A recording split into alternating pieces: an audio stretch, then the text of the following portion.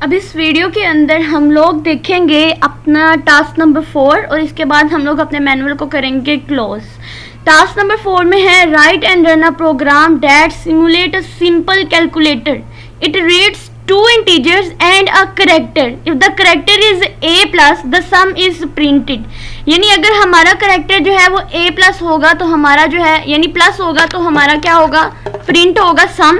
अगर करेक्टर जो है वो हमारा माइनस होगा तो इसमें डिफरेंस आएगा यानी माइनस होगा। अगर स्टेरिक है तो प्रोडक्ट होगा और अगर स्लैश है मतलब डिवीजन है तो यहाँ पे हमारे पास जो है वो डिवाइड हो जाएगा और फिर हमारे पास नेक्स्ट रिमाइंडर आ जाता है। तो इस प्रोग्राम को देखिए, इसमें उसने कहा क्या हुआ है कि आप लोगों ने कैलकुलेटर बनाना है, 2 इंटीजर्स लेने हैं और एक करेक्टर लेना है। अब यहाँ पे हमने कैलकुलेटर के लिए स्विच स्टेटमेंट्स का यूज करना है। हम लोग सिंपली अपने टर्मिनल की तरफ चलते हैं, ठीक है। अब यहाँ पर जो मैं कोड करने लगी हूँ ना, आप लोगों ने बहुत ही ध्यान से देखना है। सबसे पहले तो मैंने क्या करना है, अपना VM एडिटर ओपन करना है। एडिटर ओपन करने के लिए मुझे यहाँ पर मैं कैलकुलेटर के नाम से जो है वो बना लेती हूँ अपनी फाइल जो है। अब मैं यहाँ पर आ गई हूँ, मैं कीबोर्ड पे जाके आई प्रेस करूँगी। आई प्रेस करने के बाद मैं इंसर्ट मोड में आ गई हूँ। अब मैं यहाँ पे अपना कोड लिखना जो है ना वो स्टार्ट करती हूँ, ठीक है। Hash include iostream next using name space STD. फिर हम जाएंगे यूजिंग का जो एफ है वो मिसिंग हो गया यहाँ पर, इसको हम इसकी जगह जी लिखेंगे ना, इसको यहाँ से डिलीट कर देंगे, ठीक है। Using name space STD. Next जाएंगे हम लोग अपने मेन फंक्शन की तरफ, इंट मेन। अब उन्होंने हमें क्या कहा था कि हमारे पास 2 इंटीजर होने चाहिए। इंट ले लेंगे n1 के नाम से और दूसरा ले लूँगी मैं इंट n2 के नाम से। उसके बाद मुझे एक करेक्टर में करेक्टर चाहिए था। फॉर एग्जांपल मैं उसको a ले लेती हूँ, ठीक है, या फिर आप कोई भी ले सकते हैं। फॉर एग्जांपल मैं इसको ऑप्शन भी ले लेती हूँ, ऑप्शन ले लेते हैं इसको OP। उसके बाद मैंने इन दोनों नंबर को इनपुट कराना है। फॉर एग्जांपल इनपुट कराने के लिए सबसे पहले तो मैं एक सी आउट लूँगी और इसमें लिखूँगी एंटर अ फर्स्ट नंबर। उसके बाद एक और लूँगी और उसके अंदर लिखूँगी एंटर अ सेकंड नंबर,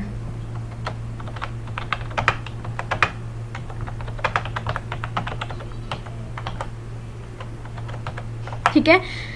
इसके बाद मैंने क्या करना है, इन दोनों के अंदर इन दोनों की इनपुट भी लिखनी है, ठीक है। ये हमने पहला नंबर और दूसरा नंबर लेना है ना, तो इसके बाद इनकी आउटपुट भी लिखनी है। यहाँ पे हम लिखेंगे सीन n1, ठीक है, और लास्ट वाले में हम क्या लिखेंगे, सीन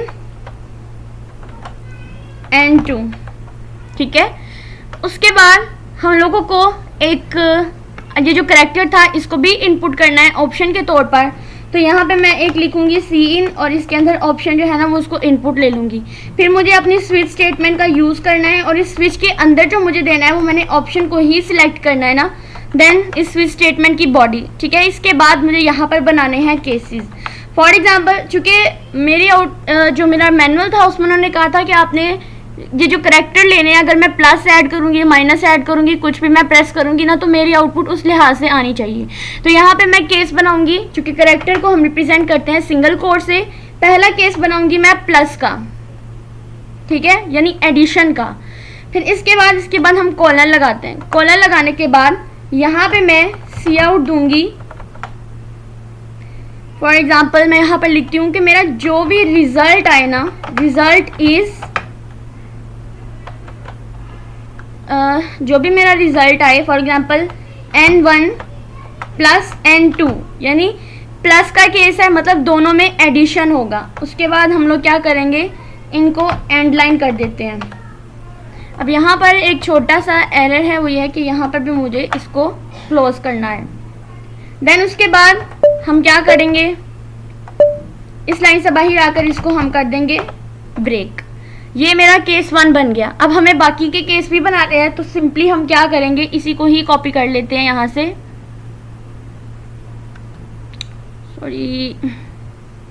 इसको यहाँ से हम डिलीट कर देते हैं।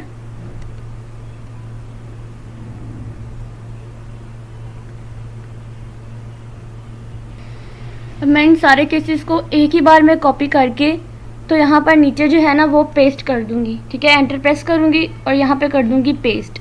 जहाँ पे प्लस है अब यहाँ पर मैं क्या कर दूँगी, इसको सिलेक्ट करूँगी, इसकी जगह पे मैं माइनस जो है ना डालना चाहती हूँ।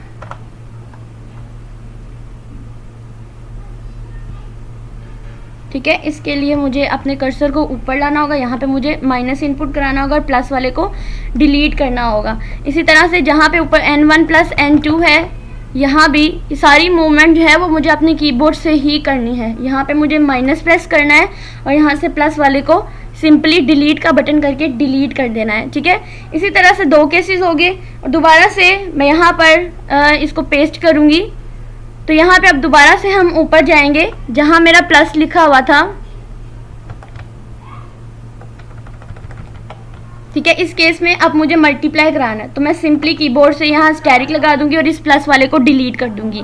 इसी तरह से जो नीचे वाला रिजल्ट लिखा हुआ है ना, इसमें भी मुझे प्लस की जगह जो है अब मुझे यहाँ पे मल्टीप्लाई करा देना है। मल्टीप्लाई कराने के बाद इस प्लस वाले को यहाँ से डिलीट कर दूंगी। अब 2 केसेस रह गए हैं, ठीक है। उसमें डिवाइड करना है, मॉडुलस लेना है, तो वो केसेस आप लोगों ने खुद करने हैं। सिंपल यही मेथड आप लोगों ने यूज करना है, ठीक है। अब हम लोग क्या करेंगे, एक लास्ट वाला केस ले लेंगे। और आप लोग जानते हैं कि हमारे पास जो लास्ट केस होता है ना वो हमेशा डिफॉल्ट होता है। तो हम लोग सिंपली यहाँ पे डिफॉल्ट केस बना लेंगे। यहाँ पर हम लोग इसको इंसर्ट करेंगे, यहाँ पे हम लोग सिंपली अपना डिफ़ॉल्ट केस बना लेंगे, ठीक है। और उसके बाद हम इसमें भी आउटपुट दे देंगे इनवैलिड आउटपुट, ठीक है। एंड लाइन कर देंगे। अब हम लोग इस स्विच स्टेटमेंट का कर देंगे क्लोज, ठीक है। इसको हम लोग क्लोज करेंगे। उसके बाद हम अपने मेन की बॉडी को कर देंगे क्लोज। अब हम अपने कीबोर्ड से एस्केप बटन को प्रेस करेंगे, फिर हम लोग क्या लिखेंगे, कॉलन लिख के साथ में मुझे W की लिखना होगा। उसके बाद एंटर प्रेस करूंगी तो मैं वापस अपने इस एडिटर के अपने यहाँ पे कंपाइलर के ऊपर आ जाऊंगी, ठीक है। अब मुझे इस टर्मिनल पे सबसे पहले इसको क्या करना है, कंपाइल करना है। कंपाइल करने के लिए यहाँ पे G++ लिख के देन कैलकुलेटर डॉट CPP, उसके बाद एंटर प्रेस करूंगी तो ये यहाँ पर उससे मुझे थोड़े एरर दिए हैं। लेट चेक इट, हमारे यहाँ पे कौन से एरर हो सकते हैं। सॉरी, यहाँ पे देखिए एंड है, एंड लाइन है। तो मैं दोबारा से उस एडिटर के अंदर जाऊंगी। अब दोबारा से उस एडिटर के अंदर जाने के लिए मैं यहाँ पे VM लिखूंगी। सॉरी, यहाँ पे मैं दोबारा से उस एडिटर के अंदर चली जाती हूँ, ठीक है। यहाँ पर देखिए क्या मिस्टेक हुई है कि हर लाइन पे एंड लाइन की जगह पे एंड लिखा गया है। तो इन एरर को करेक्ट करने के लिए सिंपली हम लोग क्या करेंगे, इंसर्ट मोड में जाएंगे। यहाँ पे मैं I प्रेस करूंगी, ठीक है।